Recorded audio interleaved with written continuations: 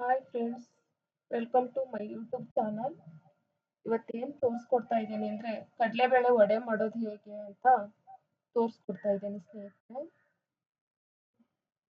ಕ್ಲೀನಾಗಿ ವಾಶ್ ಮಾಡಿ ಅರ್ಧ ಗಂಟೆ ನೆನೆಸಿಟ್ಕೋಬೇಕು. ಇವಾಗ ನೆನೆಸಿಟ್ಕೊಂಡಿದ್ದೀನಿ, ಅರ್ಧ ಗಂಟೆ ಆಗಿದೆ. ಈ ಕೈಯಲ್ಲಿ ಪ್ರೆಸ್ ಮಾಡಿ ನೋಡಬೇಕು, ಎರಡು ಭಾಗ ಆಗ್ಬೇಕದು.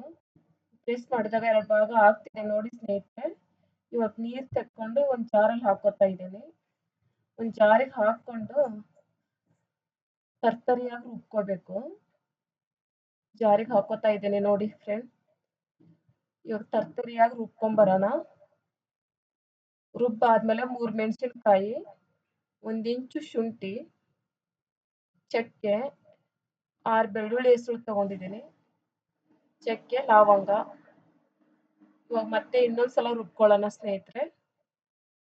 ರುಬ್ಬಿದ್ದೀನಿ. ಈ ಮೀಡಿಯಂ ಸೈಜ್ ಈರುಳ್ಳಿ ಕಟ್ ಮಾಡಿ ಇಟ್ಕೊಂಡಿದ್ದೀನಿ. ಸಬ್ಬಕ್ಕಿ ಸೊಪ್ಪು ಫ್ಲೇವರಿಗೋಸ್ಕರ ಹಾಕೋತಾ ಇದ್ದೀನಿ. ಫ್ಲೇವರ್ ಚೆನ್ನಾಗಿರುತ್ತೆ, ಟೇಸ್ಟು ಚೆನ್ನಾಗಿರುತ್ತೆ. ಈಗ ಸ್ವಲ್ಪ ಉಪ್ಪು ಹಾಕೊಳ್ಳೋಣ ಟೇಸ್ಟಿಗೆ ಅಷ್ಟು. ಸ್ವಲ್ಪ ಅರಿಶಿನ ಪುಡಿ ಹಾಕೋತಾ ಇದ್ದೀನಿ. ಸ್ವಲ್ಪ ಅರಿಶಿನ ಪುಡಿ ಹಾಕೊಂಡು ಕಲಸೋಣ.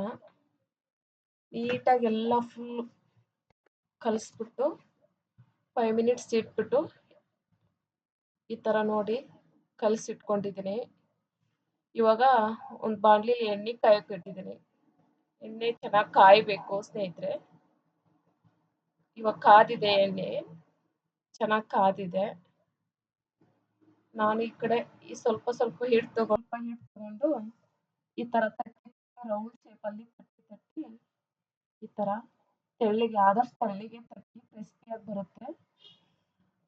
ಈ ಥರ 4 ಮಾಡಿ ಇಟ್ಕೊಂಡಿದ್ದೀನಿ. ಈಗ ಒಂದೇ ಸಲ ಎಣ್ಣೆಲಿ ಬಿಡ್ತೀನಿ. ಒಂದೇ ಸಲ ಈ ಥರ ನಿಧಾನಕ್ಕೆ ಒಂದೊಂದೇ ಎಣ್ಣೆಲಿ ಬಿಡಬೇಕು ಸ್ನೇಹಿತರೆ. ಇವಾಗ 4 ನಾನು ಎಣ್ಣೆಲಿ ಬಿಡ್ತಾ ಇದ್ದೀನಿ. ನಿಧಾನ ಉರಿ ಇಟ್ಕೊಳ್ಳಿ. ಬಿಟ್ಟಿದ್ದೀನಿ ಇವಾಗ 4. ಈ ಥರ ನಿಧಾನವಾಗಿ ತಿರ್ಸಾಕೊಂಡು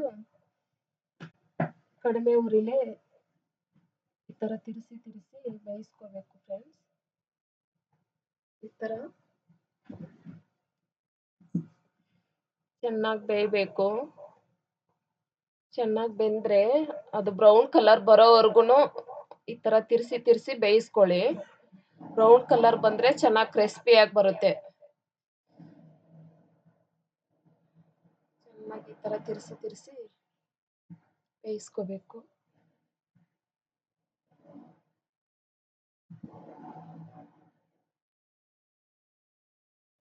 ಬರ್ತಾ ಇದೆ ನೋಡಿ ಸ್ನೇಹಿತರೆ, ಬಂದಿದೆ. ಇವಾಗ